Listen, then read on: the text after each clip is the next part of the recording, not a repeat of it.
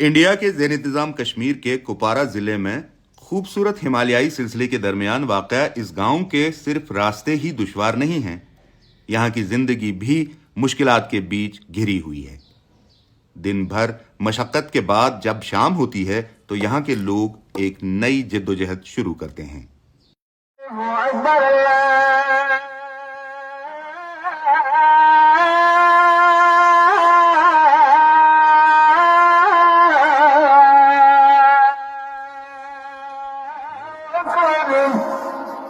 आपको लग रहा होगा कि हम किसी गुफा में हैं। जी नहीं, हम एक बाकायदा हाउस होल्ड में हैं, जहां 21वीं सदी में भी वालिदैन अपने बच्चों की पढ़ाई में इस तरह मदद करते हैं क्योंकि यहाँ पर इलेक्ट्रिसिटी नहीं है। इंफॉर्मेशन का मतलब है बंदगी में, इसलिए यहाँ पर ये पावर नहीं है, इसलिए हम ये जलाते हैं। जो नई नस्ल है, छोटे बच्चे, ये बिल्कुल ख़राब हो गए सर। न पढ़ पाता है, न कुछ कर पाता है, न मोबाइल हमारा चार्ज होता है। जो आजकल ज़माना है वो अंडरनेट का है।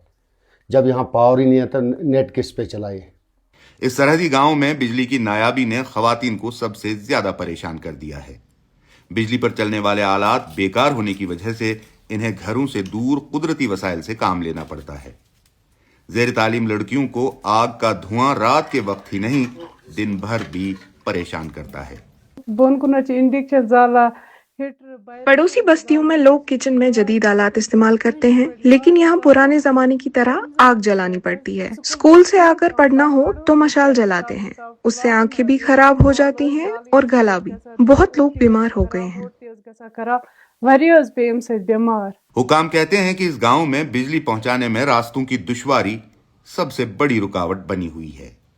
ये जो एरिया है वहाँ ये मटेरियल लिफ्ट करना ये बड़ा डिफिकल्ट है। अलॉट मटेरियल पोल है, ट्रांसफार्मर है, कंडक्टर है, उन्होंने वहाँ पहुँचा दिया है, तो वर्क अंडर एग्जीक्यूशन है, वो जाएगा, इस साल में हो जाएगा। इस गांव के लिए मसला सिर्फ घरों का अंधेरा नहीं है, बल्कि बाशिंदों के जिस्म और घर दोनों मुतासिर हो रहे हैं। शाम को अंधेरा होते ही मशल जलानी पड़ती है। पूरा घर धुएं से खराब हो जाता है।